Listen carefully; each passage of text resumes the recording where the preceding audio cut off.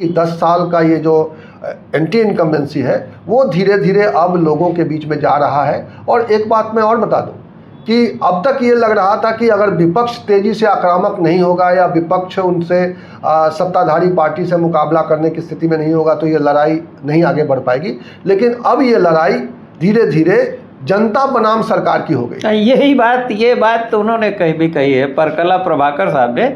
हालांकि वो बीजेपी के सपोर्टर कभी नहीं रहे और वो बहुत मशहूर अर्थशास्त्री हैं। लंदन स्कूल ऑफ इकोनॉमिक्स से उन्होंने अर्थशास्त्र में पढ़ाई की है और वैसे विचारों से वो मेरे ख्याल से कांग्रेस के माने जाते हैं, लेकिन उनकी प्रामाणिकता है बहुत ज़्यादा। और डेमोक्रेसी वाले सवाल पे उन्होंने देखिए मणिपुर का उदाहरण दिया, लद्दाख का उदाहरण किया कि जहाँ पीसफुल जनता जो है वो कर रही है। और उन्होंने कहा, जब ये पूछा गया उनसे कि भाई विपक्ष कितना मजबूत है या नहीं मजबूत है, कमज़ोर है, तो उन्होंने कहा कि देखिए अब ये लड़ाई जो है सरकार बीजेपी बनाम विपक्ष नहीं है या कांग्रेस, ये जनता सरकार बनाम जनता की लड़ाई हो गई है। और ये देखिए इस बात का भी वो मिलता है कि कई जगहों पर हम देख रहे हैं, जैसे हरियाणा में है, पंजाब में है, वेस्टर्न यूपी में, तो वहाँ तो पब्लिक ने, लोगों ने अपने गाँव में बीजेपी लीडर्स की विजिट पे ही मतलब बैन लगा दिया है और बहुत विरोध हो रहा है। तो इस तरह से जनता भी खुल रही है धीरे धीरे।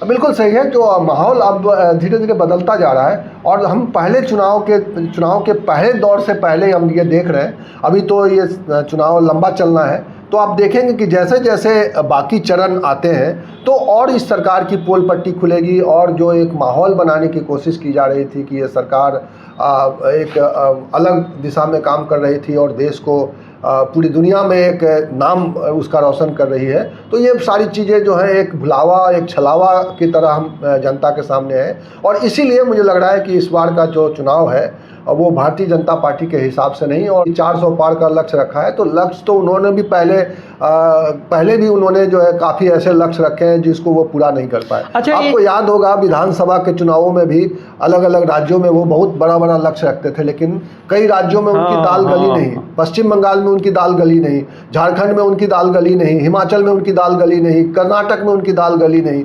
तो राज्यों से उनको, और अभी अब देखेंगे लोकसभा के चुनाव में प्रधानमंत्री नरेंद्र मोदी चाहे जितना दम लगा लें, दक्षिण भारत से उनको बहुत ज़्यादा हासिल नहीं जा रहा। देखिए केरल है, तमिलनाडु है, इन राज्यों में उनको, तेलंगाना में वो कुछ मिलने नहीं जा रहा। अभी विधानसभा चुनाव में कांग्रेस जीती है। कर्नाटक में पिछली बार देखिए 25 में 25 जीते थे, वहाँ इस बार सीटें काफ़ी घटेंगी। अच्छा हाँ, ये भी बड़ा दिलचस्प है, कई लोग विश्लेषण में जो देख रहा हूँ कि तमाम राज्यों में जहाँ बीजेपी ने पिछले लोकसभा चुनाव में पीक परफॉर्मेंस की थी जी, वहाँ इस बार घटेंगी सीटें। जैसे अब हम लें उत्तर प्रदेश, तो जैसे राजस्थान में कहा जा रहा है कि भाई पिछली बार 26 में 25 या मतलब सीटें जीत लिया था उन्होंने, 26वीं सीट भी उन्हीं के गठबंधन, हाँ उन्हीं चली गई। तो अब इस बार यह है कि कांग्रेस का वहाँ दिख रहा है कि थोड़ा उभार दिख रहा है, और कांग्रेस डेफिनेटली वहाँ राजस्थान में कुछ सीटें जीतेगी। पंजाब, हरियाणा और दिल्ली में तो बिल्कुल माहौल जो है वो बीजेपी के खिलाफ दिख रहा है। तो हरियाणा में भी सीटें घटेगी, दिल्ली में भी सीटें घटेगी। तो इस तरह से बिहार में देखिए, जहां पिछली बार 40 में 39 सीटें थी बीजेपी के पास, अब कहा जा रहा है कि भाई कम से कम 10-12 सीटें, मिनिमम 10-12 सीटें तो तेजस्वी यादव और उनके साथी मिलके कांग्रेस इनके काट लेंगे। महाराष्ट्र में बहुत अच्छी परफॉर्मेंस थी बीजेपी की, वो कहा जा रहा है कि वहाँ 48 सीटों में इस बार शरद पवार, कांग्रेस और उद्धव ठाकरे मिलके अच्छा करेंगे। ये भी कहा जा रहा है कि भाई मध्य प्रदेश में भी 2-4 सीटें कम हो सकती हैं, और उत्तर प्रदेश में भी मुश्किल लगता है कि बीजेपी की सीटें बढ़ें, कई घट भी सकती हैं। तो ये जो आंकड़े दिए जा रहे हैं 230-40 के, वो लोग, उन लोगों का ये कहना है कि भाई कम से कम 70-80 सीटें तो मिनिमम बीजेपी की घट रही हैं, बढ़ कहीं से रही नहीं है। बिल्कुल, और इसीलिए देखिए, इसीलिए 230 और 235 के अंदर अब जाकर आंकड़ा ये रुक जा रहा है। एक चीज़ और है कि अभी क्या हुआ है कि दूसरी बार 2019 में जीतकर सरकार आने के बाद मोदी सरकार ने जो राज्यों में जिस तरह का अभियान चलाया, मिशन लोटस, जिस तरह से चुनी हुई सरकारों को गिराकर जो है फिर से अपनी सरकार बनाने का जो एक अभियान शुरू किया, मध्य प्रदेश में उन्होंने वो खुरपेच किया, महाराष्ट्र में सरकार गिराई, झारखंड में भी कोशिश की, दिल्ली में कई बार जानकारी आती है और केजरीवाल विधानसभा के अंदर बोलते हैं कि उनके विधायकों को 2.5 करोड़ रुपए का ऑफर किया गया। तो वो जो एक अनडेमोक्रेटिक तरीके से चुनी हुई सरकारों को डिस्टर्ब करने का जो एक इन्होंने अभियान चलाया, उसकी वजह से भी इनकी साख गिरी है। ये लोगों के मन में ये बात आई है कि ये डेमोक्रेटिक नहीं है। अच्छा, क्या यही वजह हो सकती है कि इधर कई समीक्षक कह रहे हैं कि भाई मोदी जी की भाषा कटु होती जा रही है विपक्ष के प्रति, और वो बड़े सवालों पर उनकी चुप्पी, बड़े सवालों पर जैसे मणिपुर जैसे सवाल, लद्दाख जैसे सवाल पर उनकी चुप्पी है नहीं, और कड़वी बातें, और फिर से वो हिंदू मुस्लिम पाकिस्तान, और देखिए उन्होंने एक दक्षिण भारत के एक टीवी चैनल को इंटरव्यू दिया था, जो हमने दिखाया भी था दर्शकों को, जिसमें वो कह रहे थे कि मैं जब गया 22 जनवरी को प्राण प्रतिष्ठा में, तो भगवान राम ने मुझसे कहा कि भारत स्वर्णिम युग में आ गया है। तो मतलब राम मंदिर का भी सहारा ले रहे हैं, और कांग्रेस को कह रहे हैं कि साहब इनका जो मैनिफेस्टो है वो तो पुराना जो मुस्लिम लीग की याद दिला रहा है, तो वो जिन्ना का भी सहारा ले रहे हैं। तो काफ़ी वो मतलब आप अपोजिशन पे मुस्लिम परस्ती का जो आरोप इस तरह से कटुता पैदा करे। मैं एक से आपसे, मुझे कई समीक्षक ऐसे मिले हैं जो ये तर्क देते हैं कि लाभार्थी कम से कम 20% का एक बड़ा वर्ग है जिनको गैस चूल्हा मिला या पेंशन मिली या मकान मिला या कई चीज़ें, राशन 5 किलो। लेकिन ये बताइए कि क्या लाभार्थी एक अलग वर्ग है या वो भी जाति और धर्म में बटा हुआ है? नहीं, देखिए वो लाभार्थी का के ये एक इम्प्रेशन क्रिएट करने की कोशिश की जा रही है कि भारतीय जनता पार्टी के साथ ये वर्ग जुड़ा हुआ है। अब क्या ये योजनाएं कर्नाटक में नहीं चल रही थी? क्या ये योजनाएं हिमाचल में नहीं चल रही थी? वहाँ तो उनकी सरकार नहीं बन पाई। क्या ये योजनाएं झारखंड में नहीं चल रही थी? पश्चिम बंगाल में नहीं चल रही है? तो ये एक आवरण ले लेती है भारतीय जनता पार्टी कि हमने इनको बना लिया है। दरअसल लोगों के मन में मुद्दे साफ हैं।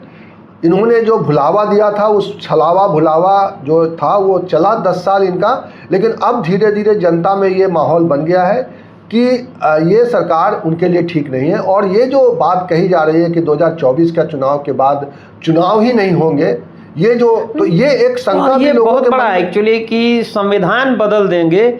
ये कितना बड़ा मुद्दा है कि जैसे दलित हैं, पिछड़ी जातियों के लोग हैं या माइनॉरिटीज़ के, उनको लगता है ये संविधान बदल देंगे, आरक्षण भी बदल देंगे, और जो धर्मनिरपेक्ष स्वरूप है हमारा, सोशलिस्टिक स्वरूप है, उसको बदल देंगे। इससे भी तो जो लाभार्थी वर्ग है वो भी तो चिंतित है उसमें। बिल्कुल। और देखिए अभी कांग्रेस ने अपने घोषणा पत्र में जो पहली बात बहुत ही मजबूती के साथ कहा है कि हम इस संविधान को, अभी जो संविधान है इसको मार्गदर्शक के रूप में, इसके हिसाब से हम आगे काम करेंगे। ये कमिटमेंट लेने की जो बात की है, तो ये एक एश्योरेंस है पूरे देश को। और इसीलिए कांग्रेस के इस एश्योरेंस पर अभी देखना ये है कि कांग्रेस का मैनिफेस्टो अभी बहुत डीप रूटेड जनता तक गया नहीं है। ये भी देखना होगा कि कांग्रेस इसको डीप रूटेड दम गांव-गांव तक कैसे पहुंचा पाती है। लेकिन ये बात जो एक बौद्धिक वर्ग अब सोचने लगा है कि आज चुनाव का ये मुद्दा बन गया है कि वो पार्टियों को एक कहना पड़ रहा है कि वो संविधान की रक्षा करेंगी। ये तो बिल्कुल। और देखिए, अब से पहले शायद आपने किसी भी चुनाव में ये मुद्दा नहीं रहा। ये पहली बार 2024 के चुनाव में ये मुद्दा है कि पार्टियां कह रही हैं कि हम संविधान की रक्षा करेंगे, दूसरी पार्टी उसको लेकर चुप है। देखिए एक और चीज़ है कि जैसे राहुल गांधी का एक बहुत बड़ा मुद्दा था सामाजिक न्याय और जातीय जनगणना। अब कल उन्होंने बिल्कुल नया डायमेंशन दे दिया है, बिल्कुल जिसको कहते हैं कांग्रेस अपने पुराने रूप में आ गई, जो सोशलिस्टिक या लेफ्ट ऑफ द सेंटर रहती थी।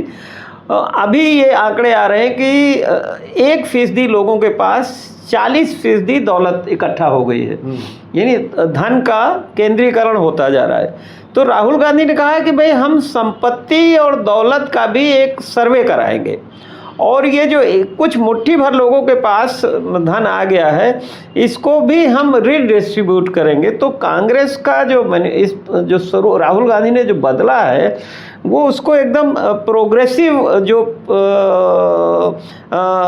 स्वरूप वापस आ गया है, जो मनमोहन सिंह या मुझे लगता है नरसिम्हा राव के टाइम पे प्रो लिबरलाइजेशन जो बातें हुई, उससे जो नुकसान हुआ, मुझे लगता है कांग्रेस ने रियलाइज़ किया। तो इसलिए अब वो पिछड़े वर्गों की बात कर रही है, और एक नारा जो हुआ करेगी, धन और दौलत बट के धरती बट के रहेगी यह दौलत जो है, तो इसका क्या असर होगा आपको लगता है? नहीं, देखिए, ये तो लोगों के मन में ये सवाल अब धीरे धीरे बैठ रहा है कि जो एक नीचे का तबका है उसके लिए संकट है। देखिए, अब बिहार में जातीय सर्वेक्षण हुआ, जातीय गणना हुई, और उसके आधार पर वहाँ पर एक लागू किया गया, जनता के बीच में वो एक गया कि संदेश गया कि उनको अब तक नहीं मिल रहा था। लेकिन बाद में नीतीश कुमार ने पाला बदल के उधर ही चले गए। अब उनके दबाव में वो उसको लागू करेंगे, आगे नहीं करेंगे, ये तो भविष्य का सवाल है। लेकिन ये लोगों में मैसेज चला गया है कि कहीं उनकी गणना में कमी थी, उनको जो अधिकार उनके लिए चाहिए थे वो नहीं है। तो बिहार में अब तो लागू कर दिया, लेकिन वो लागू करने वाली पार्टी जो है अब सत्ता की गोद में जाके बैठ गई है। तो वो अब आगे इस पर फोर्सली लागू करेगी कि नहीं करेगी। लेकिन अगर न्याय का वादा राहुल गांधी कर रहे हैं, तो केंद्र में सत्ता में आते हैं तो ये गणना कराएंगे और उसके हिसाब से रिजर्वेशन में चेंज करेंगे। तो ये बहुत बड़ा इशू है। नहीं, और वो भी जो धन का केंद्रीकरण हुआ, जो पॉलिसीज की वजह से, और जो बार-बार कहते हैं नहीं, और उससे एक इमेज ये बन गई है कुछ सालों में कि बीजेपी की जो एक ओरिजिनल इमेज हुआ करती थी, जनसंघ और स्वतंत्र पार्टी और कांग्रेस वो मिलके जब बैंकों का नेशनलाइजेशन हुआ था तो इन लोगों ने विरोध किया था। तो वो भी एक इमेज जो बीजेपी की पूंजीपतियों वाली बन रही, तो राहुल गांधी उस पर भी चोट कर रहे हैं। और जो धन के वितरण वाला एक नया नारा दिया है बिल्कुल इन्होंने, पूंजीपतियों की चोट का तो ये इशू देखिए, उन्होंने भी, आपने पराकला प्रभाकर का जिक्र किया, उन्होंने भी कहा है कि ये जो कंपनीज को जो एक बैकिंग मिल रही है और जो पैसा एकत्रित हुआ है कंपनीज के पास और उसके पीछे सरकार खड़ी है, उन कंपनियों के पीछे सरकार खड़ी है, तो ये जो ये कह सकते हैं कि आप पूंजीवाद को एक नए स्वरूप में बीजेपी प्रोटेक्ट कर रही है। ये भी लोगों के बीच में मुद्दा है कि भाई कंपनियां मजबूत हो रही हैं, लोग कमज़ोर हो रहे हैं, लोगों के पास मतलब एक ऐसा तबका है बहुत कम लोगों का जिसके पास धन बहुत ज़्यादा है, और एक ऐसा तबका है जो उसके पास धन नहीं है, उसको 5 किलो अनाज 35 किलो अनाज इसमें बांट दिया गया है। ये अनाज इसलिए देना पड़ रहा है क्योंकि उनके पास खाने तक के पैसे, बगावत न हो, क्रांति न हो, आंदोलन न करें, सड़क पे ना आए। देखिए, और ये इशू बनाया गया है, ये इशू अब बन रहा है, ये जनता के बीच में ये इशू जा रहा है। भले ही आज उत्तर प्रदेश में बसपा कमजोर स्थिति में है, लेकिन उसने इस मुद्दे को लोगों के बीच में लेकर गई है और इस पर बात हो रही है कि ये 5 किलो अनाज आपको इसलिए दे रहे हैं क्योंकि आपको रोजगार नहीं है। इतने लोग मोहताज क्यों हैं हमारे लोग कि भाई उन 5 किलो के लिए वो उनको प्रॉपर रोजगार मिलना चाहिए, जो रोजगार नष्ट हुए हैं वो वापस होने चाहिए। देखिए, हमने तमाम बातें कर ली और मोटे तौर पे हम भी इस मतलब रुझान के हो रहे हैं कि बीजेपी की 400 सीटें तो नहीं आनी है, कम होंगी। कितनी कम होंगी अभी हम नहीं कह सकते। लेकिन ये बताइए कि जैसे 2019 की तुलना में कांग्रेस को क्यों इस बार मजबूती कहाँ से मिली? उसकी वजह ये भी है कि कई क्षेत्रीय दलों के साथ उसका गठबंधन हो गया है, तो उससे उनको ताकत मिल रही है। नहीं, 2-3 वजह है। एक तो देखिए, उनके साथ क्षेत्रीय दल आ गए हैं। कांग्रेस 2019 में अकेली थी, अकेला चुनाव लड़ा। इस बार उनके साथ क्षेत्रीय दलों का साथ एक है। और इसके अलावा कांग्रेस ने अपने आप को पिछले 5 सालों में बदला है। राहुल गांधी ने चुनाव में हार के बाद इस्तीफा दिया, एक ये दिखाया, नैतिकता दिखाई कि पार्टी में नैतिकता है कि अगर उनके नेतृत्व में चुनाव में हार हुई है तो उनको इस पद पर रहने का अधिकार नहीं है। वो उससे नीचे आए, उन्होंने पद छोड़ा और उसके बाद उन्होंने जनता से एक कनेक्ट स्थापित किया। तो ये सब मिलके कांग्रेस भी अपने आप में मजबूत हुई, बड़ा चेंज आया। जैसे वो कह रहे हैं, राहुल गांधी का भी आया है कि भाई ये घोषणा पत्र हमने लोगों के सुझावों से बनाया है। बिल्कुल। और ये घोषणा पत्र ऐसा है, हम लोगों ने चर्चा की है पहले भी घोषणा पत्र पर, और हम लोग, मुझे तो लगता है कि हमने कम से कम ऐसे 8-9 लोकसभा के चुनाव देखे हैं जो मुझे ठीक से याद है, क्योंकि मैं लगातार अखबार में रहा और वहाँ पर रहते हुए मैंने लोकसभा चुनावों को कवरेज किया, लोकसभा चुनावों के बारे में खबरें छापी, उसका विश्लेषण छापा। और इस आधार पर मैं कह सकता हूँ कि ये कांग्रेस का जो घोषणा पत्र है, इतना डिटेल्ड घोषणा पत्र इतिहास में पहली बार है जो किसी पार्टी ने अपने आप में, ये एक विजन इंडिया है, तो एक वर्केबल चीज बनाई है, वर्केबल है कि अगर कोई भी पार्टी आके इस मुद्दे पर काम करे तो वो जनता में पॉपुलर हो सकती है, वो जनता की तकलीफों का निवारण कर सकती है और बदलाव ला सकती है, अगर लागू करने की मंशा है तो।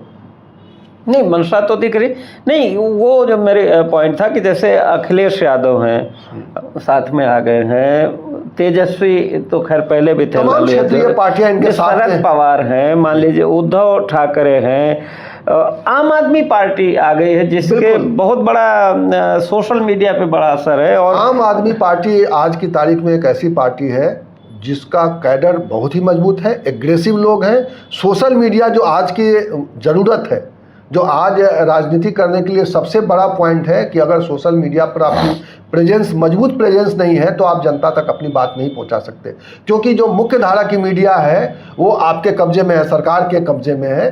तो ऐसे में जनता के साथ कनेक्ट करने का एकमात्र साधन है कि आपकी सोशल मीडिया पर मजबूत पकड़ हो। तो वो ऐसी पार्टी है जो इस वक्त चैलेंज कर सकती है भारतीय जनता पार्टी को, और वो आज विपक्षी एकता का एक बड़ा सूत्रधार है। जी, और एक मुझे कोई बता रहा था, बड़ा अच्छा कन्विंसिंग है बात, कि पहले कांग्रेस को डबल अटैक का सामना करना पड़ता था।